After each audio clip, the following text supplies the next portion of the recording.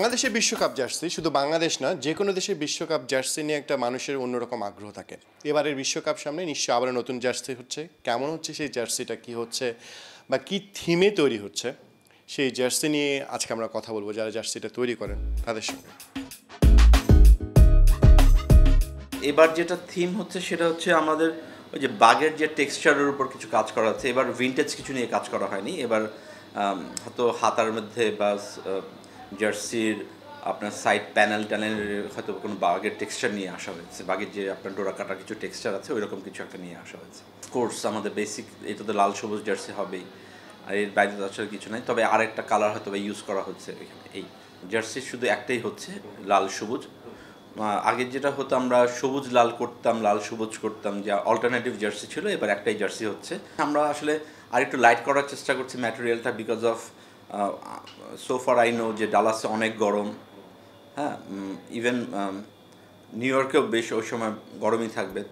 তবে এবারের প্র্যাকটিস কিটে খুব বেশি পরিবর্তন হচ্ছে না। জিম্বাবুয়ে সিরিজে চলমান যে অনুশীলন জার্সি ব্যবহার হচ্ছে তার কাছাকাছি দেখা যাবে বিশ্বকাপে। তবে আনুষ্ঠানিকভাবে জার্সি উন্মোচন হবে কবে? কেননা জার্সি প্রকাশের পরেই যে আলোচনা সমালোচনার ঝড়ের অতীত ইতিহাস আছে।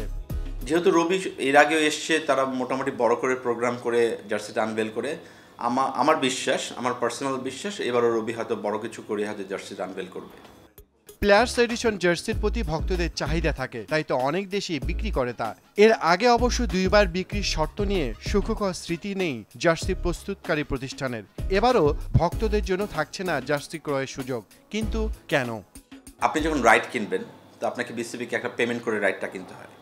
তো এর সাথে আপনার এডিশনাল কস্টিং হয় হচ্ছে আপনার ম্যানুফ্যাকচারিং কস্ট, রাইট প্লাস আপনার রাইট ফিজের একটা কস্ট অ্যাড হয়। কিন্তু ধরেন যিনি কাউন্টারফিট তৈরি করেন তাকে আসলে এক্সট্রা কোনো পেমেন্ট করতে হয় না। তো আমার প্রাইস এবং কাউন্টারফিট যিনি বানান তার প্রাইসের মধ্যে একটা তফাৎ হয়। তো স্বাভাবিকভাবে আসলে বাংলাদেশের প্রেক্ষাপটে এই জিনিসটা সাস্টেইন করা একটু ডিফিকাল্ট। বিশ্বকাপের জন্য অনেক দেশই এর মধ্যে আনুষ্ঠানিকভাবে জার্সি প্রকাশ করেছে, যার মধ্যে বরাবরের মতো বলা হয় সবচেয়ে দামি জার্সি নাকি পরে ভারত। রোহিত কোহলিদের জার্সিতে আসলে কি আছে যে এত দাম?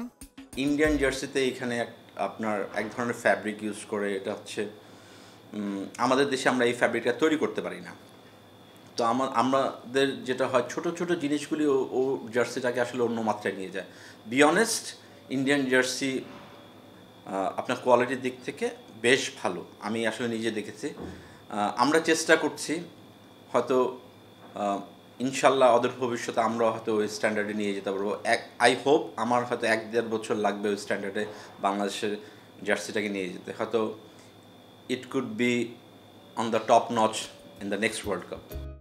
মাঠের পারফরমেন্সের মতোই হয়তো একদিন ঘুচবে জার্সির পার্থক্য। তবে আপাতত ভক্তদের প্রত্যাশা এবারের বিশ্বকাপে সামর্থ্যের সেরাটা দিয়ে লড়বে নাজমুল শান্তর দল, আর জল করবে লাল সবুজ জার্সিটা।